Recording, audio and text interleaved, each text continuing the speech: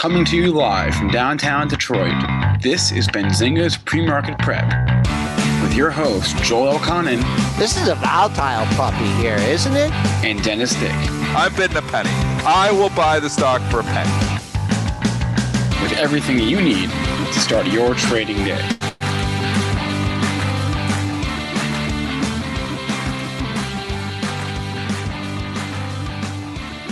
Good morning, everybody. Welcome to this Thursday edition of Benzinga's PreMarket Prep. Spencer Israel here with Joel Elconin and Dennis Dick on this show today.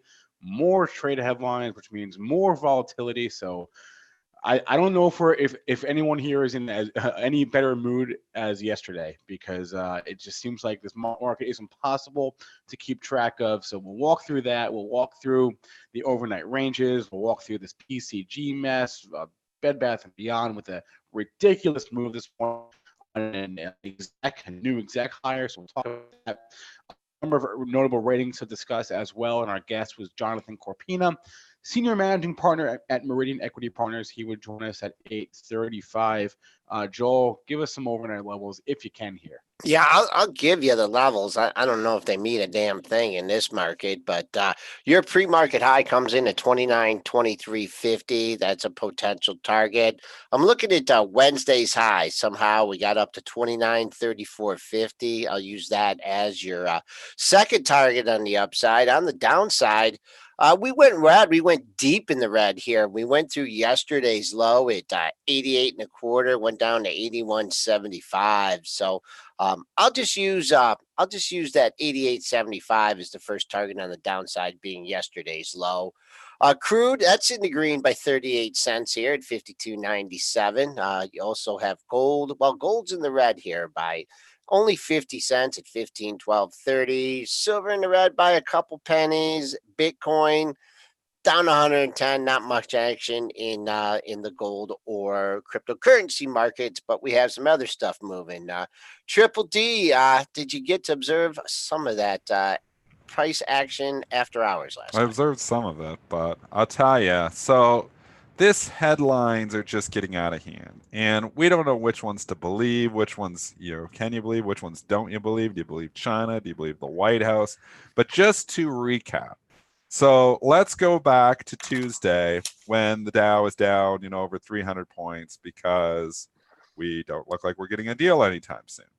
Then we get a headline from Bloomberg yesterday that says, no, we look like we are working towards a deal with China, and we popped 300 points. Then we get a headline from China last night and saying, no, we're not making any, headway here. That doesn't look like a deal. When we fall 300 equivalent Dow points last night on the futures.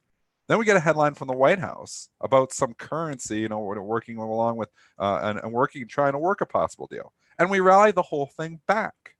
I mean, these are all just headlines that are driving price, about China. So down 300, up 300, down 300, up 300. All in the last basically 36 hours. Who do you believe? China's saying no deal. White House is saying deal. I don't know who to believe anymore. It all seems like fake news to me, but the algos are trading on it all, and we're just whipsawed like crazy on it. It's actually just crazy. It's crazy. Am I going crazy? Because I don't think there's any deal coming anytime soon. And we're going to keep rallying 300 points on the potential deal. And then China's going to say no deal because China wants our markets down because that's going to give them the better chance to get a good deal. Somebody tweeted out last night. I completely agree with it. I mean, the best chance for China to get a deal is for the stock market to crash because the pressure will be on Trump to do something. So they want our markets down so they can get a deal. So they're going to try to drive it down. Whether it's true or not, who knows? And obviously Trump wants the markets up. So we don't know who to believe him either. So I don't know who to believe. Who do we believe? Is it all lies? Spencer, I'll let you step into that one first. What were the actual headlines? So I butchered the headlines, Come but I on, basically Spencer. summed it all. You just hit the nail on the head. So It's all fake news. Spencer is speechless. Trump's always complaining about fake news, and here we are. Oh, here and we come. I think he's putting out fake news here too on these headlines. all right. So the actual headline. What's up? The actual headline from last night was that the Chinese delegation will leave on Thursday, not Friday. Because they weren't making headway. Right. So that sounds like no deal. And that's when we Right, collapse. but that was like 3 headlines ago. Yeah, I know, because we can't have the market down. So we got to come out and do something to defend it right away. So then the White House tweets out about 9 o'clock last night. Or not tweet out. They say, what's their statement? Yeah, that their talks are resuming today, but also we're gonna allow some U.S. companies to sell goods, and I don't have the exact headline in front of me, but it was a good headline. It was. So they basically, said that everything that China said was wrong. So there, you don't know. There's counter opinions. China's saying no deal, and White House is saying potential deal. I don't know, who do you believe? I mean, I kind of side. I think it's a little. I don't think there's a deal happening. That's just my own opinion. I don't think there's any deal happening anytime soon. And everybody who keeps buying these markets on the hopes of a potential deal is punished. Yesterday, everybody who bought the market, which we said on this show, we said I would not be buying into this market. And I said, if you were thinking about selling stocks, it's a good opportunity to do it. So I don't think there's a deal coming. What would happen overnight? We fell 300 points. Well, you know what? We got it all back. So you get another chance here again today. I don't know where we're going, but I do not think a deal is imminent here. And I think any hopes of a deal, can we keep rallying on hopes of a deal? I guess so. But, if the market falls off, it's going to be statements from the White House defending it. Well, we saw that last night. So it's all just market manipulation, in my opinion. China trying to manipulate our markets down, White House trying to manipulate them up. It's all just ridiculous. It was ridiculous yesterday before this whole circus show last night of conflicting headlines. I've been thinking a lot about this, right? And I'm like, can they agree on one thing? Let's put one thing out there. Okay. Maybe not the most important thing, maybe not intellectual property. Just why don't we start with one thing and say, okay, we need to get this thing going. We need to agree on one thing. And they can't even agree on one thing. So I think it's horrible for the market. I think it's, this Nike, not Nike, this NBA thing is blowing up as well.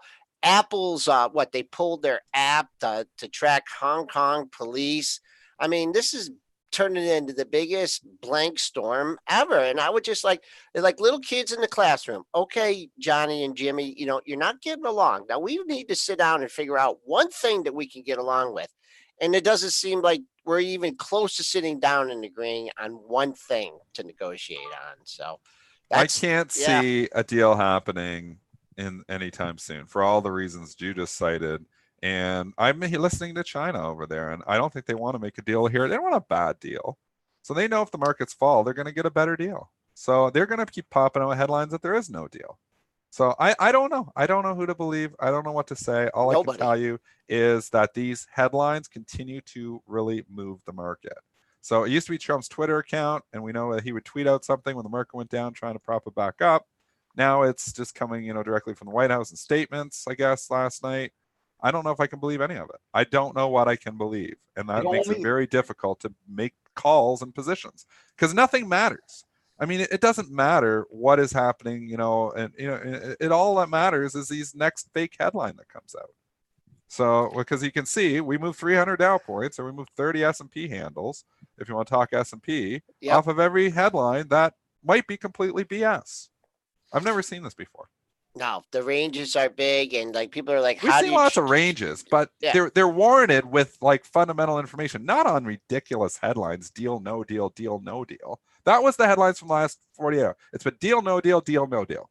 No, I've got it. Sorry, I've got it wrong. No deal, deal, no deal, deal. And now we're back to where we started. That's kind of the summary of it all. It's all just silly. So what's going to happen tonight? No deal. When fall 30 handles. I mean, I don't know.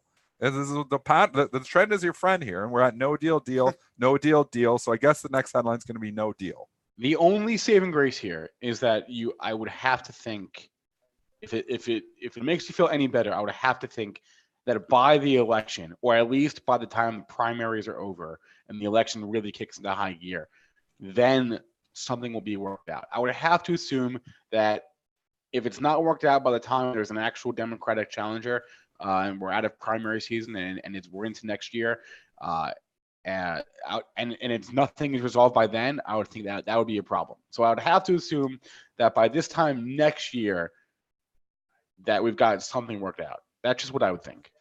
I don't know if I can take another year of this going. This, Well, it's yeah, and really, if you look at the overall market, it's not just the last couple of days. I mean, how much of these big moves have been on deal, no deal stuff? A lot of them in the last year.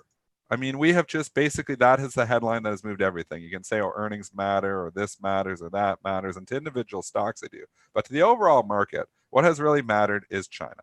It has been the number one story for the last year. And every time we get hopes of a deal, we're rallying like crazy. And every time those hopes get dashed, we sell off like crazy. And now we're just getting these headlines on a daily basis. It's getting too many. So then when we whipsaw up 300, down 300, up 300, down 300, up 300, in the last 4 days or last 3 days, it's very difficult to put weight on anything. Like how do you, do a setup on a technical when you're getting another headline that could drive it either way? I mean, everything takes a back seat to these headlines, which aren't even real. Yeah, I think that's the best way to put it, and we just do our best here on pre-market prep to take the news, but trade the whipsaws. Yeah, there's money being made by fading these moves. We said it yesterday. So if you're fading that move yesterday, you're making money overnight, especially if you're coming down near the lows. Now you're getting whipped back up here again. So I just think fade everything. But Continue I think to fade everything. Overall, though, I think that it just feels like the fades, like you're getting the news and we go down and then we come up, and then it just seems like it's getting tougher and tougher to come up. You know what I mean? Like we're getting these pops as a result of the positive things, but it's just like there's just sellers there waiting. They're just like, okay, I had enough of this, and then there's a few people saying that for sure. Yep. That's kind of like I was away from the screens yesterday, so I can't, interpret that price action from yesterday. Back at it today, and I'm like, whew, scratching my head. Kind of glad I wasn't in front of it. But what can you say? It's crazy. The trade will crazy market. Crazy Yeah. market. Exactly. But let's get to some individual stocks here, and I know that I know BBBY is making some headlines today. We can go to BBBY or we can go to PCG. Let's do. Is it real news or is it fake news, Spencer? No, it's real. Okay. I don't know. This is real news. The individual company stuff has been real news. It's these macro headlines that have been fake news. But give us, where do you want to go? There's two big ones, PCG and BBBY, going in opposite directions. Well, do the PCG. All right. Yeah. It's fun. PCG would take longer. It's fun. So there's two things happening right now in PCG. Two simultaneous headlines. One which we knew about is this planned power outage, which they announced a couple days ago, and they're trying to prevent, I guess, the next wildfire. And I've read that it's not going great, this outage, and customers aren't happy, but the first phase is complete. It's a planned thing. It's happening. That's happening right now. Okay, that's headline number one, planned power outage. Headline number two, there was a judge ruling yesterday, a federal bankruptcy judge made a ruling yesterday that PG&E no longer has the sole right to shape the terms of its reorg. I think that ruling undoes a previous ruling from a couple months ago.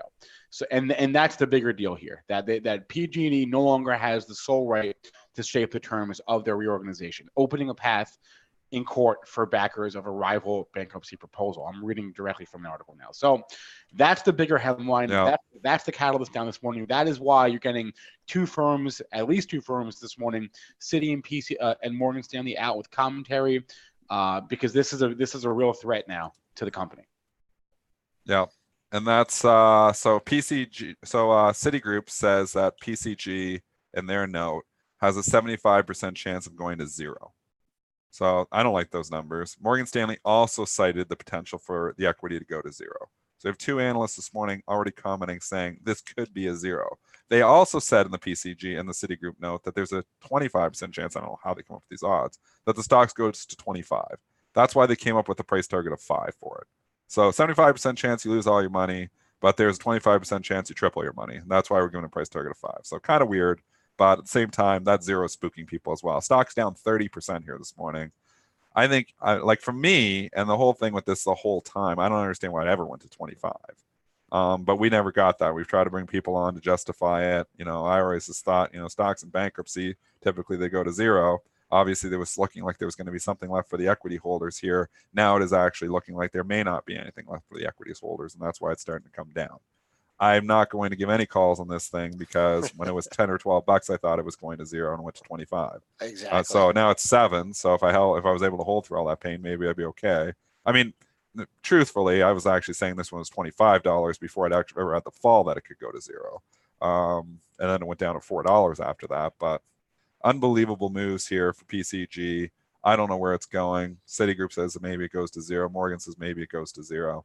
I say maybe it goes to 0. Maybe it doesn't. It's hard to figure this one out. Yeah, this one's tough. I think this maybe can chalk this one up as my all-time worst trade ever. Not because I'm long the thing. It's just that I just kept on thinking when it was 20, 22, 23. It's like, why is this stock here? Like what?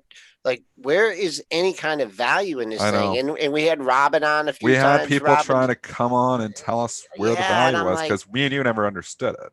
I mean, we're not, bankruptcy lawyers here. Not at all. So we just assume, that the market's right and that there's value here somewhere.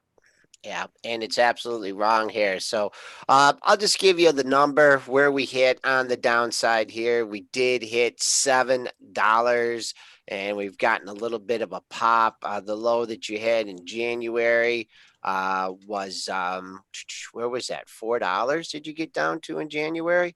507 was that low back in January. So if you're looking for more under $7, there's 5. But I mean, turning off the the power for 70,000 people, that can't be a good thing. So if you're trying this on the long side, just if you're trying this on the long side, just be cognizant 7 even was the pre-market low. So let's jump to the other story of the day, another stock that I do not like, and I've been dogging this since 17, been right on it. Obviously, it's come back quite a bit from those lows. It got down to 7. I've never really made any trades on it, but just, I guess paper trading or calling on the show. It's up to 12 here. They're getting an exec from Target, so it's getting life here again.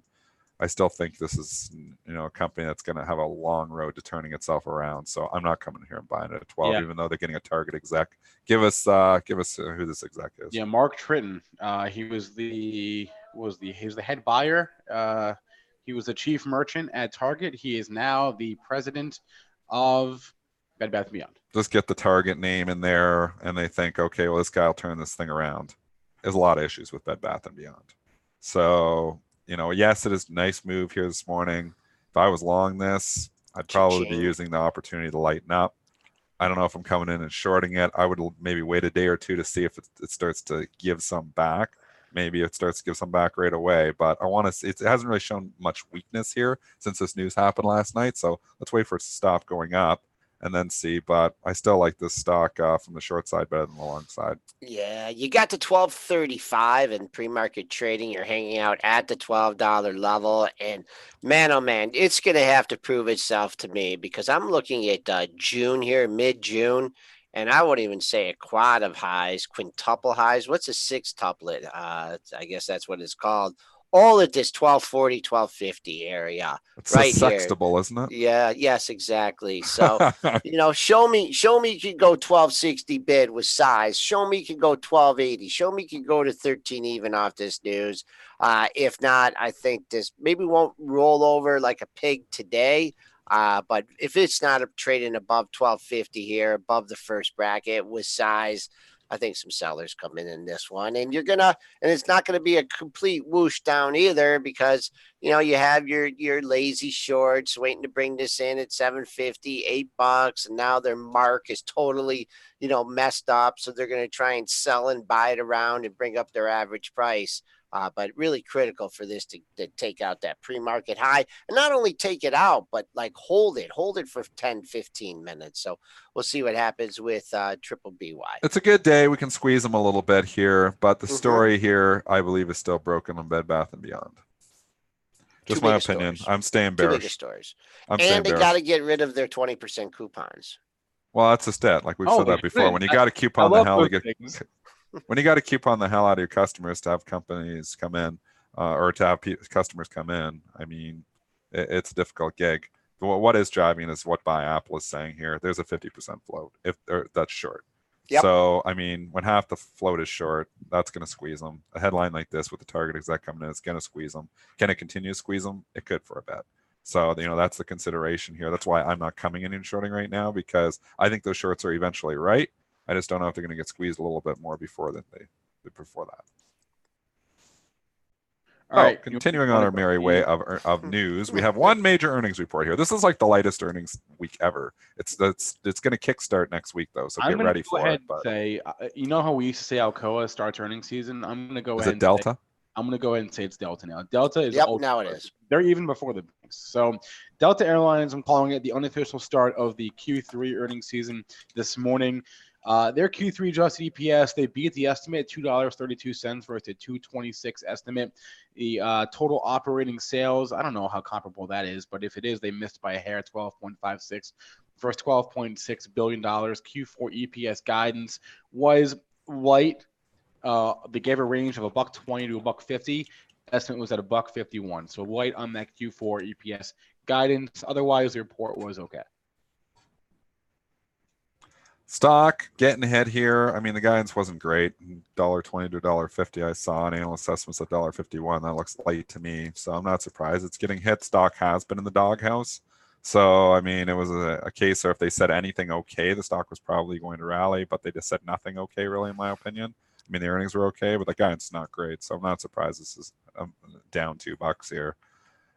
What it does at that low 51.81 October 3rd, that's the key number for me. Takes that out, it could be going to 50. If it can hold that 51.81, it's got the potential to bounce. That's the number, and you're right there right now, 52.01. I'd have to give it a little bit more room there, Triple D, because I see 3 monthly lows stocking 51.40, and this is from April, May, and June. So I see that 51.81 low, but if it does take that out, I mean, you had buyers for 3 months in a row at 51.40. So that's what I would, if I was trying to get a little bit more out of a short, that's the area. I'm pretty sure, I don't know for sure, it should bounce that first time, at least if it gets to that area. If they can't press it under 50, 52, can't take out the 51.81, then you might get a little bit of a rally. And you've had a couple strange pops up in the 53 handle, but are those just like odd lots or FINRA trades, or people just being a little bit wild? Because I see it went to pops to 52, 53.62, the last bracket, but it's all about finding support in this one. I think those are just off exchange trades. Yeah, it's all about this 51.40 area, Delta Airlines. That's what I'm looking at today. So now we can go to ratings day, and we could spend the rest of the show on ratings because there is a ton of them here today. And there's analyst commentary, like we said, on PCG. We got a couple price target cuts at Netflix here again. Story still got a lot of issues there, in my opinion. Netflix now looks like it's ready to roll out. Maybe just start there. Start with Netflix because this chart does not look good to me. And you're getting a couple price target cuts, one from the big dog Goldman Sachs, another one from UBS. Well, there's also a third. Who's the third one? Credit Suisse, I think, is maintaining their 460 price target or somewhere in that neck of the woods. But the two cuts this morning on Netflix are Goldman Sachs cutting their price target to 360 from 420, and UBS cutting theirs from to 370 from 420. But I believe Credit Suisse is maintaining theirs in the mid 400s. So take that for what it is. This little recent rally looks like a selling opportunity to me. It's starting to roll over here. The stock chart is in a clear downtrend and competition is coming. And I keep putting on my Netflix and I can't find anything to watch on it. So I know obviously they have some good shows, but I think the content is not, I'm scared when everybody starts pulling their content off there. So, which is going to happen. You're going to get Disney pulling. Obviously, they already said they're going to pull all their content still on there. You're going to get Comcast pulling their content off there once they have a streaming service. I mean, Apple's coming for them. The competition is coming here. The valuation is still nosebleed. I'm still sticking to it. I think Netflix is eventually under $200. I've been saying that since 300. Well, this is what we're going to know. We're going to know in 6 months. We're going to know, well, maybe less, maybe like 4 months. We're going to know if people actually left Netflix, if they lose subscribers. That's what we will know in 4 months. Did they leave? If they just stop growing. I mean, it's not even a matter of they don't need to lose. For the shorts to win in this case, they don't need to stop, necessarily lose. They just need to slow down the growth. Because this is a growth story. The stock still has what's the PE? Do they even make money? I mean, they should. Yeah, let's find out. Make a little bit, and maybe they can make a little bit more if they aren't, so focused on the contents, Well, side yeah. of it. But So the trailing PE is 105. 100 P. So if that growth slows just a little bit, that's when it starts to come down, and that's what we've been seeing already. So that's when it goes from 380 down to 260. The growth is slowing here, and when growth stocks start to slow with their growth, they get whacked hard. And the value guys are sitting there at $50 and saying, that's where, value guys aren't buying Netflix. So if the growth guys aren't buying it and the value guys aren't buying it, that is a recipe for the stock to get hit. So you got to get the growth back in order for the growth guys to come back in. Maybe they have another quarter that comes in and the growth starts to pick up again. Then you'll have a story going again. But as of right now, I'm worried about the growth. So it doesn't necessarily have to lose subscribers. They just need to slow the growth. And we keep seeing slowing growth. You're going to see the stock price go down. Keep this in mind. 6 days from now, Wednesday, after the close, earnings. Is that when they report? Yep. It's an important quarter for it. Because even if they do beat, and even if it pops on that, the overhead supply issue is already here too. I mean, look at those tops at 300. It is like going to be a little rock of Gibraltar up there. So, can it pop on the earnings? Yeah, maybe. But again, we know competition is coming too. So even if it pops on earnings, do profit takers come in and say, okay, this is my opportunity to get out? I think they do. So I think even if it pops on earnings, I don't know if it holds. If it sells off on earnings, I think it does hold. I mean, if they disappoint, the thing could be 230 or 220 in a heartbeat. So I don't know. I think that maybe they beat. I think the earnings is okay. I think I'd be selling the pop if it does, though. I just wonder when they come down with these price targets like this, is it okay? Well, our all-time high is already in and it's going down, or I'm going to get a shot to sell it at 340. I mean, it just, like what good does that do? I'm lowering my target now.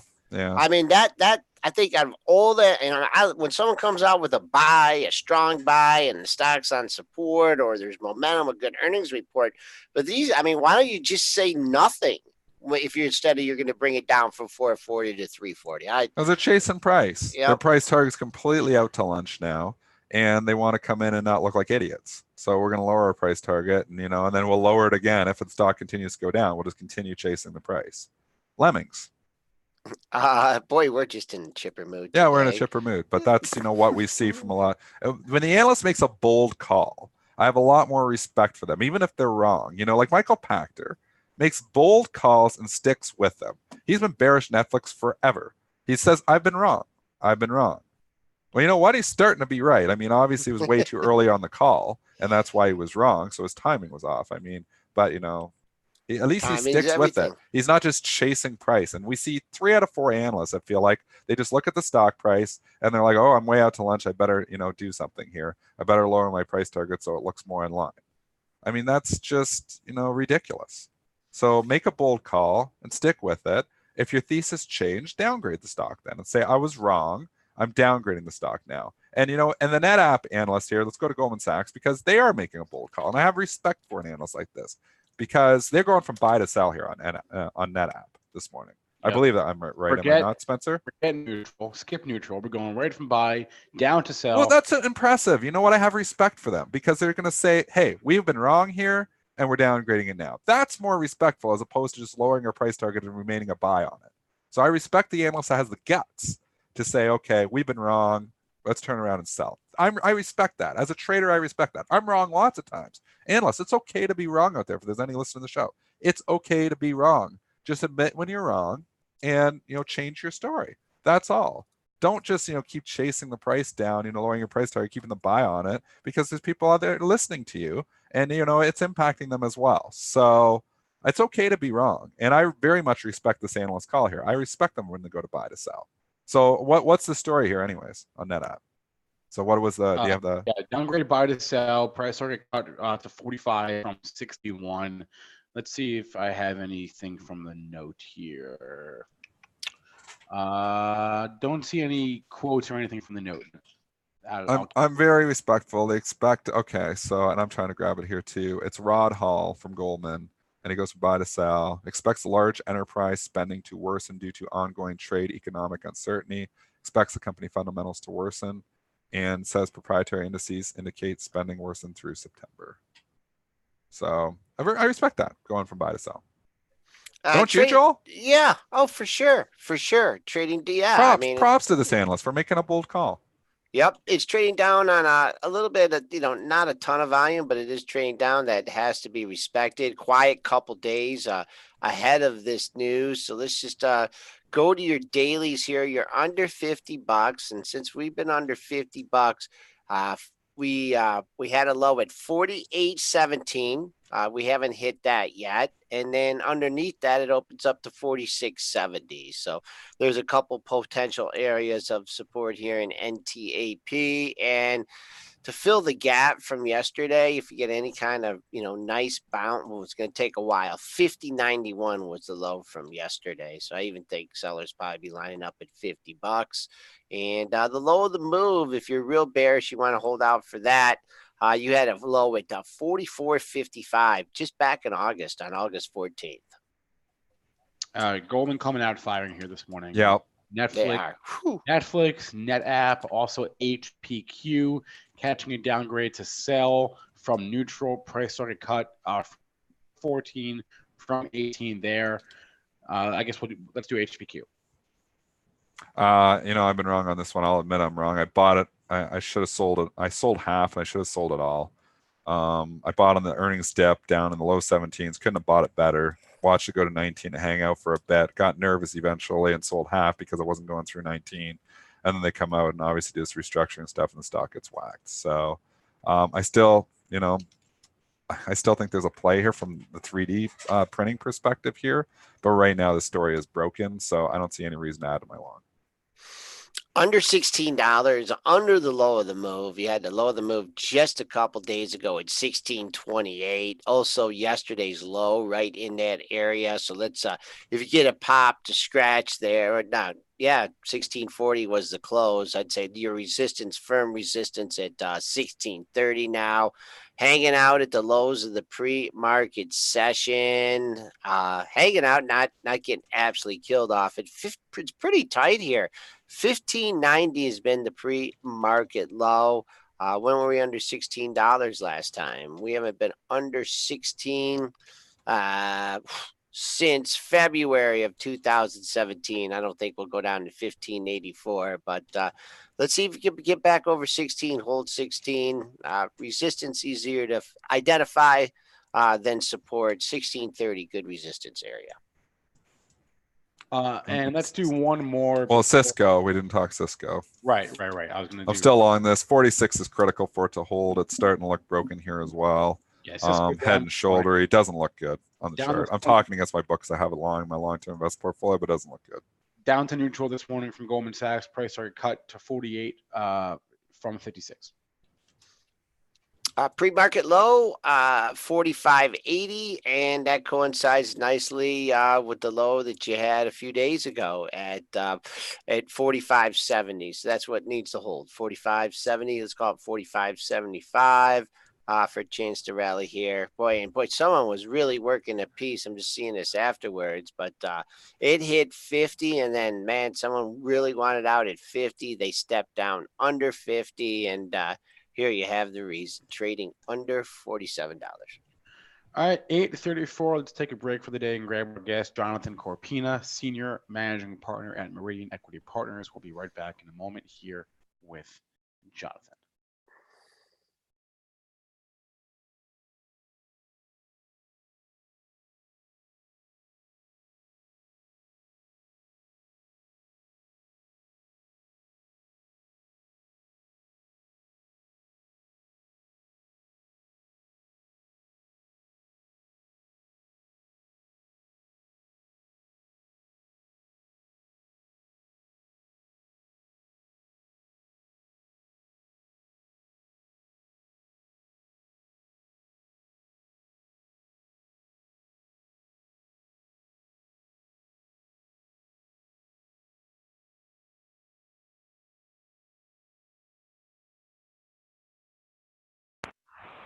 All right, welcome back, everyone. PreMarket Prep, Spencer Israel, Joel Elconin, Dennis Dick, joined now by Jonathan Corpina, as I mentioned, Senior Managing Partner at Meridian Equity Partners. Jonathan, good morning. Gentlemen, good morning. Nice to talk to you. All right, we're not in a great mood this morning, just because we're having a hard time navigating this, these headlines and this volatility. So what is the mood down where you are on the floor? I think we're hoping for a new cap to be out there in the market, but it just seems like we're in this groundhog day of every day watching the headlines and having U.S.-China headlines really dictating our markets. There's other data that's out there. There's other information that's out there. There's other market moving points that are out there. It just seems like the market has completely ignored everything else and is solely focusing on what is going to be the next headline coming out in relation to U.S.-China negotiation. So we know there's a meeting that's going to occur soon. What comes out of that? How much information? Does it get us anywhere closer to some sort of finish line? I think that's what everyone's really looking for. But as we've seen in the past, every time that we think we're getting close to something, both sides go the opposite direction and completely take this whole thing off course. So for now, I think fingers are crossed, but we should really see, we're waiting to anxiously see what's going to come out of this meeting. People down there are they getting frustrated by this? I mean, this over reliance, these moves on every headline, these contradictory headlines, are they getting frustrated? Yeah, no, there's definitely a frustration level there because the algorithms that read these headlines that automatically put buy signals or sell signals into the marketplace, somewhat falsely move this market, right? I mean, if there's a headline that's out there that says, China wants to come to some sort of resolution sooner than later, the systems kick in, they read those headlines, and they all try to beat up against each other and try to get one in front of each other. And next thing you know, the market moves 250 points for no real reason, only over a headline that was there. So it does get frustrating that we're seeing these market moves that are artificial or inflated for no reason. We are in no different a position now than we were 3 months ago, 6 months ago, 9 months ago in this U.S.-China negotiation. So that's the frustration level that's there. Exactly. All right, Joel, you got a question. What's up? For institutions, trying to, I'm unmuted. Sorry about that. I was on mute. For the institutions here, they're not making moves based on these kind of headlines and stuff. And I'm just, both on the buy side and the sell side. I mean, are your orders getting kind of thin here as people try and figure things out, and that's creating the voids in the markets, or are they just sitting around the edges? I think the frustration from the buy side is out there too, right? Because there's clearly money that wants to come into this market, and there's moves that want to occur, but everyone is being forced to wait this out and forced to being patient. And I think that's not really the strategy for many of the funds that are out there. I think that what we want to do, what they would want to see, is clearly much more fundamental activity in our market and fundamental direction in our market, as opposed to market swings that are caused by headlines. Because when the market goes up 250 points, we know that in 2 days from now there's going to be another headline that's going to move it down 250 points. So that's that frustration level that we hear from clients, that they want to do something, they want to participate, they want to be in this market, but the market is so focused and so fragile on top headlines on U.S.-China, tariff negotiations, that they're being forced to wait until there is just a little bit more information, some more transparency as to, are we really getting closer or are we really getting further apart? Hopefully, and we've asked for this and hoped for this in the past, but when these meetings occur, we need to have some sort of joint statement that comes out, that both sides are on the same page. Not really looking for a timeline, because I think that would be asking for way too much. But just the fact that both parties are working together to try to get some sort of resolution, we would very much welcome that. The buy side clients I talk to would welcome that. But for right now, this market can move higher, 1,000 points higher or 1,000 points lower on any headline. What about this IPO market here? You've had some real duds here. And I would say going over, your history with the Wall Street and pricing these IPOs here, have you ever seen such a disconnect from where the street is placing the value on these things, where they're coming out trading, and then the price action afterwards? Yeah, I think, looking back at the IPO market, from what we've seen before in the past, coming into 2019, there was a really strong calendar that was coming in with some really, really solid names. And it seems like the first half of the year pretty much went as planned as far as the IPO market is concerned. But what's happened is that we've seen some of these IPOs that come up with incredible valuations that are way too exorbitant. And once we've had one or two of those, couple that with the tension in the market, we've seen some real significant pressure in the IPO space. And what happens there is two things. One is, from the participation side of the investor side, they're clearly very worried that some of the valuations are way too high. They're also worried that the investment banks might not be doing their job and should be able to price these better and support these better. And then the other side of that is, if you're a public company, a company thinking of going in public, in the middle of 2019, you've treaded the waters very, very carefully, and now that we've seen a few of these IPOs trade the way that they have and see the pressure on them that we've seen, pulling the plug on that and canceling your IPO for 2019, it seems like that's going to be the smart move for these smaller companies that are out there, right? I mean, we're almost 10 days into October, and next thing you know, we're going to be through November, and to get to Thanksgiving, that end of the year. So I would think then, from what I'm hearing, throughout the industry, is that any company that thought that they were going to come public in the 19, the ones that have delayed have definitely shelved them for 2020. All right, Jonathan Corpina, Senior Managing Partner, Meridian Equity Partners. Jonathan, thanks for the time, as always. Great. Thank you very much, sir. Appreciate it. Good day, guys. All right, 8:42 here, guys. What's happening out there? Anything?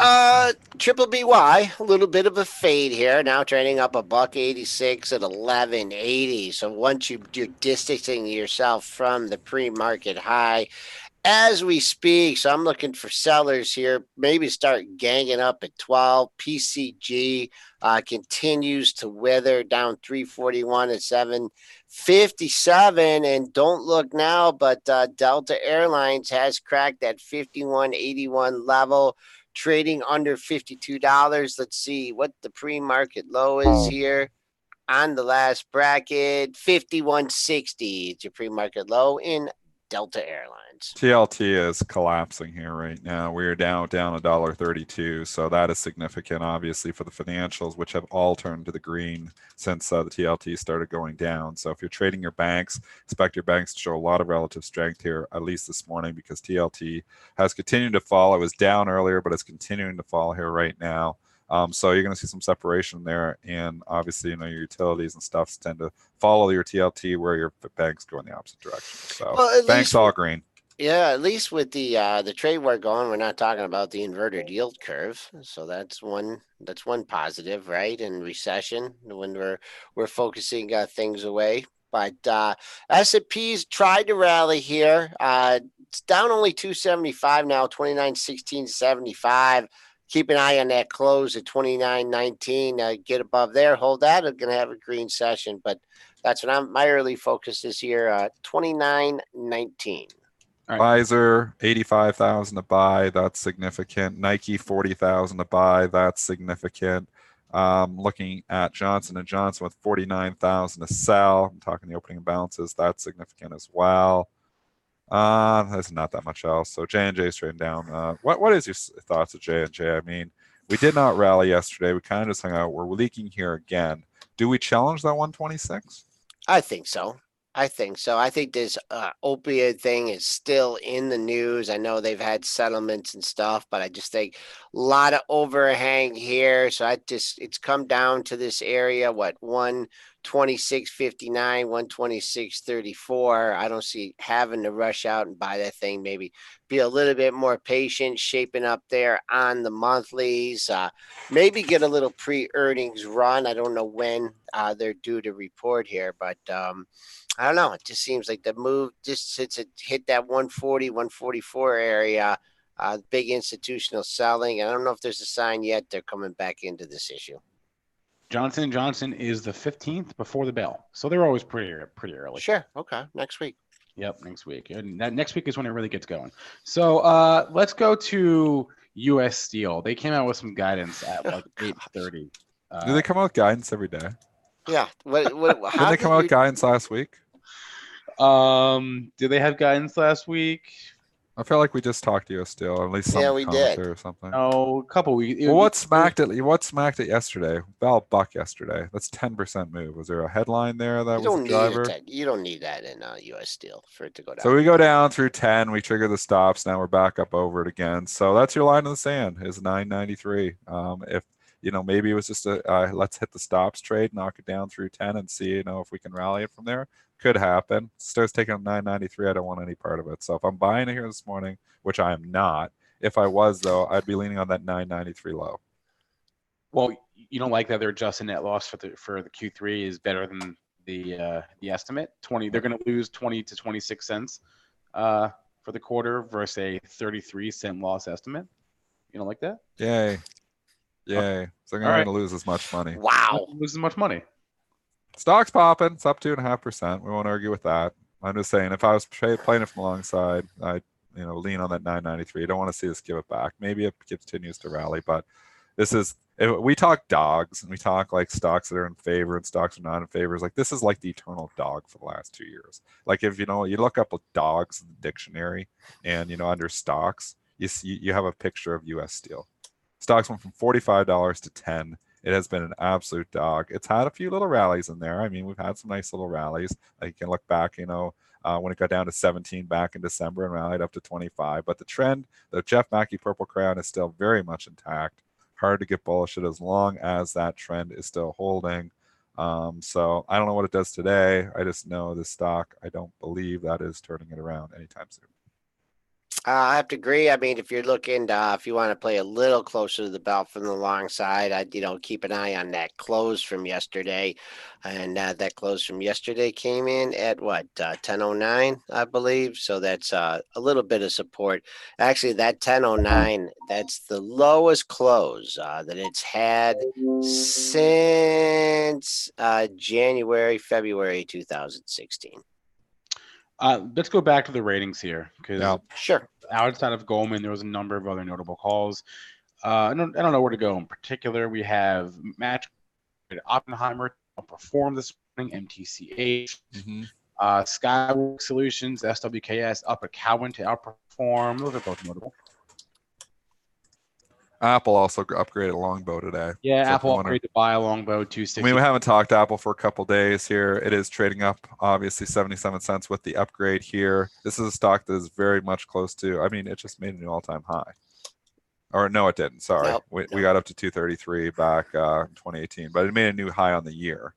So unbelievable. 230 is a big line in the sand there for Apple. What can it do at 230? But you want to talk about stocks that have been good, the exact opposite of U.S. Steel, and a tape that has not been great. Apple has been a great one. Having in my long-term portfolio, very happy that I do. And just for all you that were worried, the Lakers-Nets game is underway in China. So I don't know if that's. I don't think anyone here was worried about that. Well, it's just with everything that's going on here. So we'll see. We'll see if they actually can complete the game.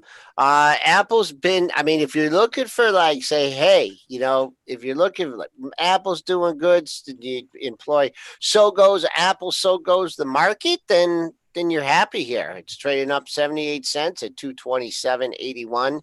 Still trying to figure out my iWatch, but I'm getting there. 228.31. That was your high here in pre-market trading. That was a little over an hour ago. Your recent high, though, if you want a different target on that, Dennis mentioned that 230. 229.93. That was your high on Monday. So there's another target for you on the upside. Dennis did mention the all-time high. All-time high comes in at 233.47. There are so many ratings today, Dennis. Which did you think? There is this has got to be one of the biggest ratings days I've seen in a long time. I mean, Kroger getting downgraded at Jefferies, UNH catching a downgrade at Jefferies. We're just kind of going through the highlights here. FCX catches an upgrade at UBS. You got a bunch of energy stocks with a note. It looks like at Mizuho. I'm just flying Which through one are the in the biggest pro here stocks? too. Like I'm going through the pro. There looks like 50 of them. Yeah, well, more than 50. Maybe let's look at SWKS. I mentioned up at Cowen. Sure. They outperformed this morning. I haven't looked at that chart in a while. Yeah. Kind of consolidation station. It looks like it wants to break out. This could be like a Roku type, where we needed something to give a kickstart. Roku got the kickstart yesterday with an upgrade. SWKS going to kickstart there today. 85, Joel might look at that high from, the 12th and say 84.34. I just round it up to 85 and say, you're kind of resistive up there. So maybe you got another buck here. But I can, see, it was a nice little base and starting to move up here. Again, with so many macro headlines, it's hard to chase moves. It's hard to buy something up 2-3% because a bad headline comes out of China. It doesn't even matter that your stock chart looks good. Stock's going to go down because the market's down. So it's a tricky market to trade. Yep, couple highs to keep an eye on. 83.11, Dennis mentioned your 13th high, September 13th. And then above that, 84.35. So trading at the highs of the pre-market session. I'm surprised this thing with the way Apple's been moving. I'm kind of surprised that this hasn't moved up more. So I'm not shorting this one. It's had a little bit of a run up, not much like the Apple, but nice room to go. Let's see if you can get into that September 12th high at 84.35. Going through the rest of the ratings here. I mean, we kind of covered most of them, but let's pull up this chart of Kroger here. Kroger downgrades to neutral hold this morning at Jefferies, along with UNH. Oh, hard to go Krogering here. I'm just looking. Yeah, I guess you're out of, you've come up a little bit. You've had a pretty good couple of months coming back, and but again, it's still just an overall downtrend here. I don't know. I'd like to get on and say but on Kroger, maybe on the pullback here, it's getting downgraded. I think I'm kind of with the analyst here. I like this. I think it's. I'm that's how torn I am. I can't even. You can't even have an opinion on it. No trade here. I want to go. I wanted to say, maybe you can buy the dip on something like this because of 50% retracement from 21 to 26.5. But it's Kroger, so that's why I'm not. Yeah. They're covering this stock. They have it in the red, taking out yesterday's low at 24.28. So I guess we're right there. I mean, if you get back over yesterday's low, a couple other lows in that area, I got a chance to rally. I'd use the close as resistance. I don't know why it had this big old range one day. It had a high of 23, a low of 23.84 and a high of 26.77. I think there was some kind of rumor on that day that it was being bought out. But overall, ugly downtrend. That 50% area you can figure out too is Dennis. I mean, there's not even really any double bottoms or anything to lean on this chart. So hands off on let's go Krogering as well. All right, guys, thoughts on Roku here? Roku, yep, showing some life. It's up again here today. I mean, this is just a breakout. All it took was an analyst to get a kick started. I wanted it to be a bigger analyst, but it didn't matter. It just needed an upgrade. It got it.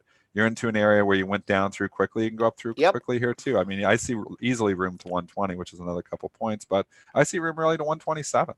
So I'd be a buyer of pullbacks on Roku here now. And obviously as on paper trades, I've liked it since I set up a trade for you guys, 7 days ago on the show when it was 101. Yep. So that I said I'd be leaning on the lows, and I thought there was upside here. So here it goes. I wish I would have put that trade on. I did not, though. Dennis is referring to that high on September 20th at 127.41.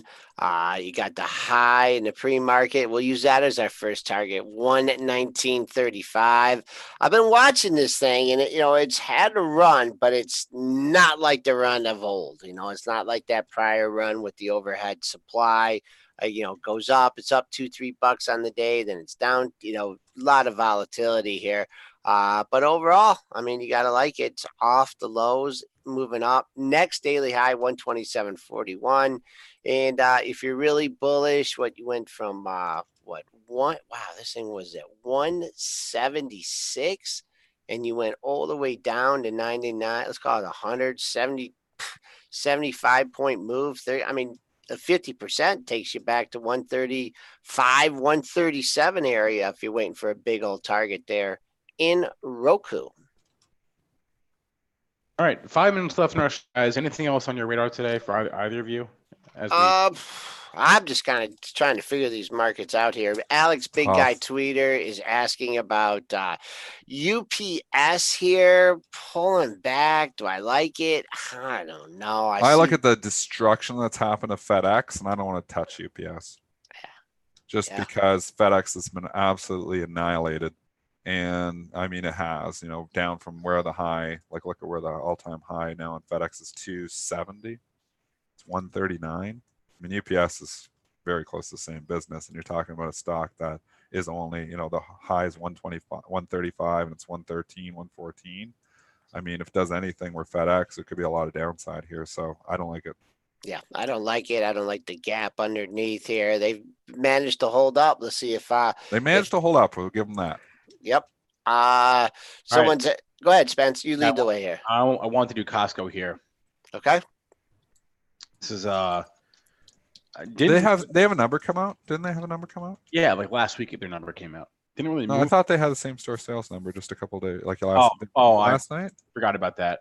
Yeah. Let me look. I think there was a number. Yes, they did. I was thinking of earnings. Last night they did. They had September sales come out, which were up 5.6% year over year, and comps were up 4%. The stock just performs. E-commerce sales up 17 over year.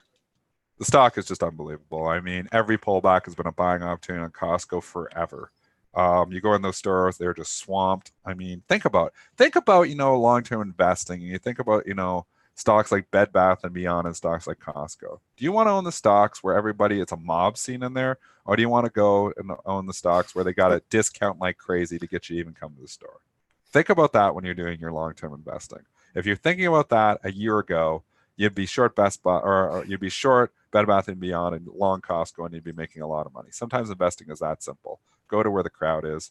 The crowd is still at Costco. I don't see it changing anytime soon. I know the valuation is extreme, probably why I don't own it in my long-term portfolio, but I sure wish I did. I'll just look at this close here that you had on September 8th, 299. And then the all-time closing high of 303.76. I mean, you could find your other daily highs in there. 307.34 was your all-time high. But since we were so far away from that, I'll just focus on those closes, 299 and 303.76, subscription model. And I mean, how could you, with what's going on in China, obviously Costco is still doing business in China. So if they're just getting going over there, start opening a lot of stores in China, this can start making a lot more money here for Costco. They're just busy. They're awesome stores. They need more of them. Everywhere you go, you can't go. Like, you're like trying to figure out how do you go to Costco, and like you can't find a parking spot. Is it like that where you are too, Joel? Like you can't find a parking spot half the time. Well, I just park in the back. Yeah, well, eventually you do, but you can't get near. I mean, and literally the one in Windsor, sometimes there's no parking spots. Like they need a bigger parking lot, and it's a big parking lot. There's a lot of people. Like you can't even move in those stores.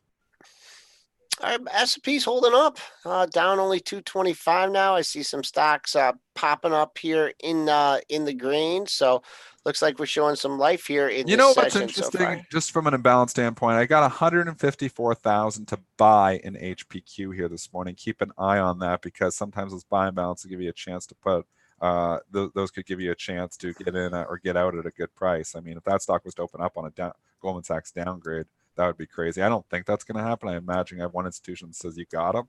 But as of right now, somebody wants to buy Hewlett Packard on this open.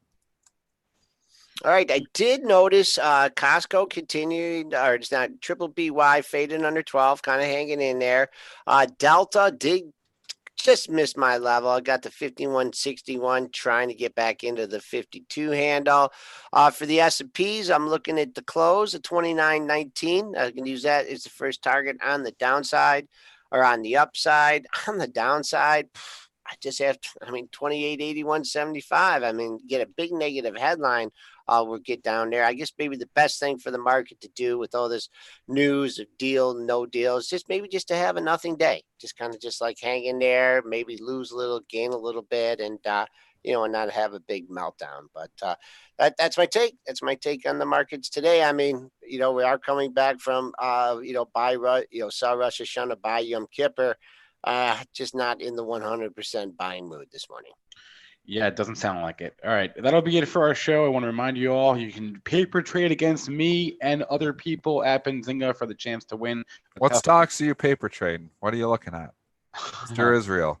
You get my picks, you get Joel's picks all the time on this show. I want a Spencer Israel pick here right now. I've only made one trade so far. I bought some AT&T. That was the only trade I've made. When did you buy it? Just bought it? Ass buying the AT&T. Do you get the dividend? I bought it like 4. So you need the dividend too, though. Okay, yeah, I know. Okay. You got to buy the wild stocks to win those contests. You ain't gonna I'm working on it. I'm working. Yeah, you buy all the stocks that are 2 cents because they go to 5 cents and you win. Yeah, I'm working on it. I don't know how to do these. All right, I got to get in there too. I'm gonna buy all penny stocks. Yeah, and then you can, if you're great and you win a Tesla Model 3 or $40,000 towards your student loan. I test drove. I did that. I drove that Model 3 Performance. Awesome. Just real quick, Tesla's looking pretty good. I mean, it's held up again from that bad news. Look at what? Like the Bears have been roaring about this for 5 years and saying it's a zero. It's still 245. So, we had somebody on the show. I don't remember who it was, and it goes under 180 and it's going to zero. I mean, who was that? I can't remember, but we've had some people very bearish this. We know we've had Mark Yusko and he says it's a zero. We've had, some people on this show saying it's a zero. It's still holding up pretty well, guys. Jason Raznick, you're still doing pretty good with this Tesla because for as many people who think it's a zero, stock sure isn't going down. All right, download the Webull app to join that competition. It resets every Monday, so you can join today or tomorrow or for Monday's contest. Catch our podcast wherever you get your podcasts or on YouTube. Questions, comments, concerns, email us, premarket@benzinga.com. And please remember, all the information from our show is meant to be used as informational purposes only, not for investing or trading advice. That's it. Everyone have a great day. We'll be back with you on Friday.